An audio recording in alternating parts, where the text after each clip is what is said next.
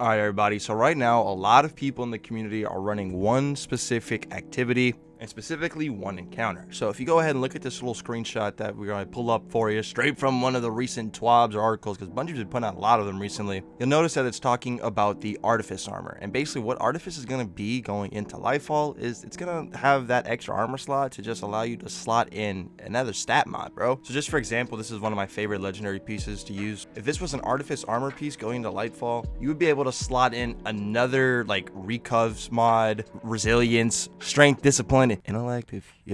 Why would you want intellect? Main point is that going into Lightfall, Artifice Armor is just going to make it that much easier to get multiple 100 stats in your builds. And right now, what is farmable for the week? Duality. So what everybody has been doing is farming caital over on the master version, okay? And I ain't gonna lie, so far, I got some pretty good stuff. I got a juicer helmet, and I got a juicer chest piece. Also, this is the loadout that I was using in there, double special with the trace rifle that we recently talked about in a video. Now let's go ahead and talk just a little bit more about it. Okay, so if you are gonna farm master caital, there's a few things that you may want to know about. The main thing is that only champions that you ever have to deal with in this encounter are literally just the two Colossuses in the Nightmare Realm. That is it. And the entire time that me and my homies were farming this encounter, there was not a single time where any of us engaged with one of those champions. Basically, you can flat out ignore them entirely. I know they're anti-barrier. Fuck them. Who cares? They're not a part of any mechanic. They don't affect your drop rates. There's no reason to even waste your time with these guys, especially in this encounter, in this environment where it's a little hectic and there's a lot of ads everywhere. Yeah, there's literally no reason to deal with these guys in the slightest.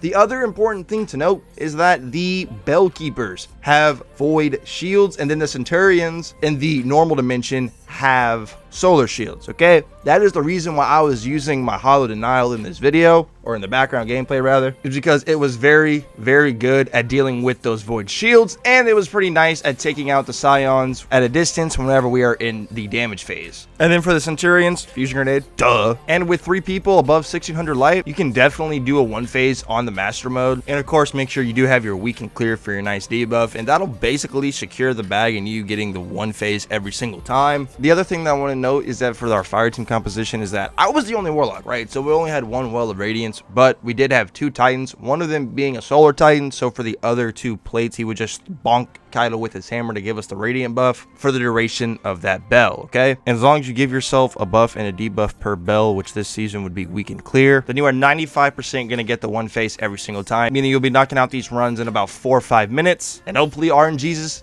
doesn't cuck you. On that though, let me know if your luck has been good if you've been doing this farm for the week, and any good armor you may have gotten. Thank you so much for watching. Hope you guys enjoyed. You guys be safe.